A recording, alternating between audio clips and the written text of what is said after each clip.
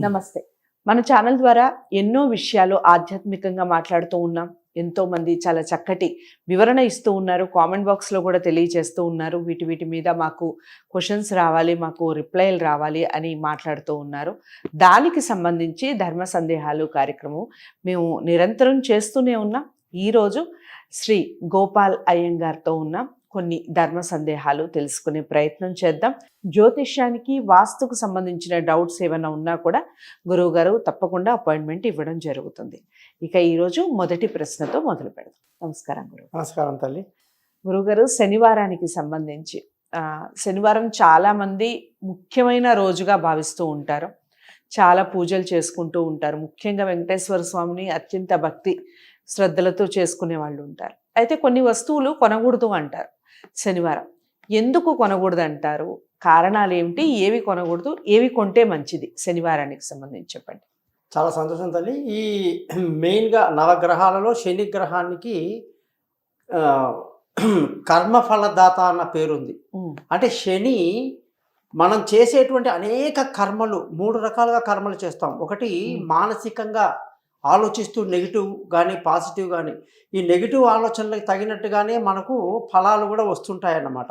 అలాగే కొన్నిసార్లు మనము మాటల ద్వారా కూడా ఆ యొక్క నెగిటివ్ థాట్స్ ఇంకోళ్ళకి మనం స్ప్రెడ్ చేస్తుంటాం. ఎదుటి వాళ్ళ గురించి చెడు చెప్పడం, చెడు ఆలోచనలని మనం బయట పెట్టడం, అది రెండో కర్మ. మూడవ కర్మ ఏంటంటే చేతులతోనూ చేయటం అన్నమాట. చేతులతో చేసే పాపాలు ఉంటాయి. సో కొట్టడం ఇవన్నీ అయితే ఈ 3 పాపాలని లెక్కించేవాడు శని.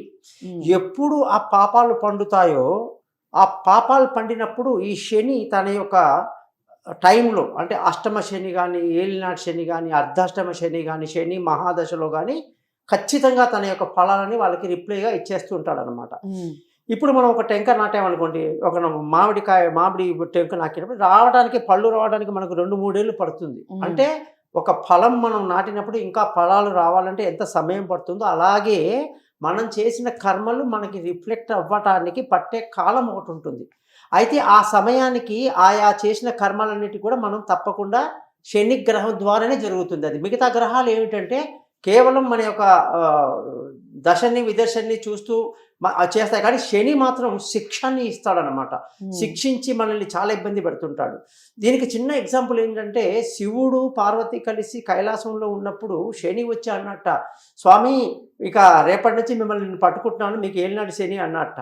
వెంటనే పార్వతి అమ్మకి చాలా కోపం వచ్చిందట. ఏరా నువ్వెంత, నీ బ్రతికెంత, నువ్వు మమ్మల్ని అంటావా? సాక్షాత్ ఈశ్వరుని అంబని ఇక్కడ ఉన్నప్పుడు అంటావా నువ్వు? వీడిని వెంటనే శిక్షించండి అని చెప్పి అంటే భర్త నవ్వుతాడట. ఎందుకంత కోపం అమ్మ, వాడేదో అడిగాడులే, వాడి పనేది వాడు చేసుకుంటున్నాడు కదా అని అంటే, ఇక ఆవిడ చాలా కోపడిపోయి ఇక నేను పుట్టింటికి వెళ్ళిపోతానని చెప్పి ఆమె వెళ్ళిపోవడం. తర్వాత అందరూ కూడా డిస్పాచ్ అయిపోయిన తర్వాత శివుడు ఏం చేశాడు, సరే ఈయనేదో అంటున్నాడు, వచ్చి పట్టుకుంటున్నాడు కదా, ఎందుకు వీడి జోలికి పోవడం అని చెప్పి పెద్ద చెట్టు తొర్ర చూసుకొని అందులో వెళ్ళి తప్ప చేసుకుంటున్నారట.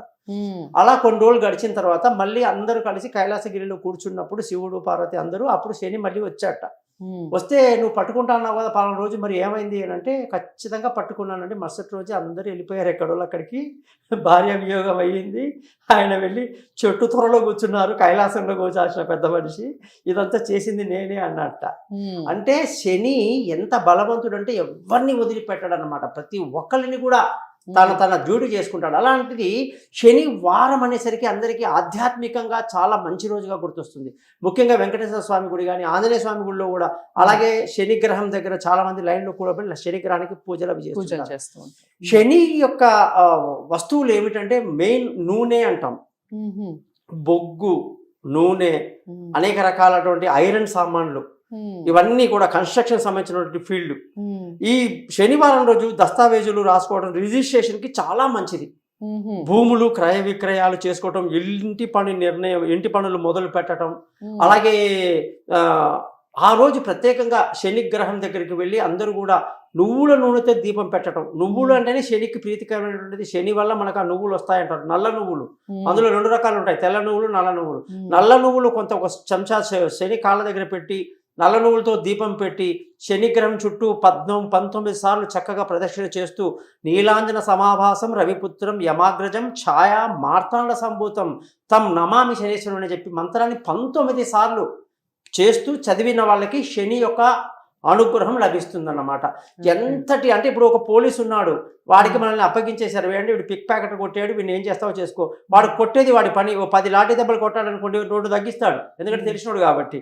అలాగే శని కూడా ఏంటంటే ఆయన ఇన్ఛార్జ్ కాబట్టి మనం ఆయన దగ్గర వెళ్ళి సరెండర్ అయినప్పుడు, బాబు తప్పైంది, నన్ను తన్ను కొట్టు, కానీ కాస్త చూసుకో, కాస్త మనకు తెలిసిన వాళ్ళు కానీ రికమెండేషన్ లెటర్ పెట్టుకుంటే చక్కగా ఆయన కాస్త మెత్తగా కొట్టి వదిలిపెడతాడు, ఇంకోసారి తప్పు చేయకూడదు.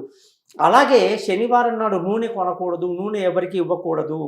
నువ్వులు చాలా మంది పాపం ఉండలు నువ్వులతో, నల్ల నువ్వులతో ఏదో చేస్తుంటే అందరికి పంచుతుంటారు. తీసుకునే వాళ్ళు కొందరికి తెలిసిన వాళ్ళు, ఏమమ్మా నీ దరిద్రం నాకు అంటగడుతున్నావా అంటారు. చాలా తప్పది. ఎందుకంటే అక్కడ దరిద్రం అంటగంటే ఏమిటి, శని అనుగ్రహం మీకు వస్తుంది. ఆ నువ్వులు శనిది కాబట్టి శని ప్రసాదంగా తీసుకెళ్ళి చాలామంది అదేంటి మాకు నువ్వులు ఇస్తావా, నువ్వు మేమేమైనా నీ దరిద్రం ఏం తీసుకోవాలా అన్నట్టుగా రివర్స్గా కొందరు ఉంటారు అతివాదులు. అవి తప్పది, అలా ఉండదు. అయితే ఈ చెప్పినట్టుగా ఈ భూమి దస్తావేజులు రాసుకోవడం కానీ, రిజిస్ట్రేషన్ చేసుకోవడం కానీ, కన్స్ట్రక్షన్లో మొదటి రోజు ఆ రోజు నిర్మాణపు పనులు మొదలు పెట్టడం కానీ, ఇవన్నీ శనివారం చాలా మంచిది. అయితే శనిని మనం ఎప్పుడూ నెగిటివ్గా అనుకోకూడదు. శని కర్మఫలదాత అంటే ఆయన ఒక పోలీస్ డిపార్ట్మెంట్ ఇన్ఛార్జ్ అన్నమాట. నువ్వు చేసిన తప్పుకి శిక్ష ఇచ్చేది ఆయన డ్యూటీ, అంతే. అంతేగాని ఆయన మనకేదో చెడు చేస్తాడు, ఆయన టైంలో మనం ఇంకా జ్ఞానం ఉన్నవాడు ఏమనుకుంటాడంటే శని తొందరగా నాకున్న దరిద్రంతో వదిలించేసి నాకు మోక్షం కావాలని వేడుకున్న వాళ్ళు ఉంటారు. అందుకే శనివారం నాడు శని గ్రహానికి ఈ చెప్పిన విషయాలని కూడా దానం ఇవ్వకుండా జాగ్రత్తగా చూసుకుని శని అనుగ్రహం కోసం శని గ్రహానికి పూజ చేసుకోవడం చాలా మంచిది. చాలా చక్కటి వివరణ ఇచ్చారు గురువుగారు. చూసారు కదా, మనం శనివారం అనేసరికి నిత్య పూజల్లో చాలా మంది ఉంటారు, ఉపవాసాలు కూడా ఉంటారు శనివారం నాడు. దాంతో పాటుగా మనం పాటించాల్సిన నియమాలు, కొన్ని వస్తువులు కొనకూడదు, కొన్ని వస్తువులు ఎవరికి ఇవ్వకూడదు. ఈ విషయాలు ఈ వీడియో ద్వారా తెలుసుకున్నాం కదా. గురువుగారితో మీరు డైరెక్ట్గా కాంటాక్ట్ అవ్వచ్చు, స్క్రీన్ మీద కనపడే నెంబర్కి కాల్ చేయడం ద్వారా. లేదా ఈ వీడియో ఎలా అనిపించింది, మీరు ఎంతవరకు తెలుసుకున్నారు, ఈ విషయాలన్నీ కూడా కామెంట్ బాక్స్లో తెలియచేయండి. మరో మంచి అంశంతో, మరో మంచి టాపిక్తో మళ్ళీ మీ ముందుకు వస్తాను. ఇంతవరకు సెలవు, నమస్తే.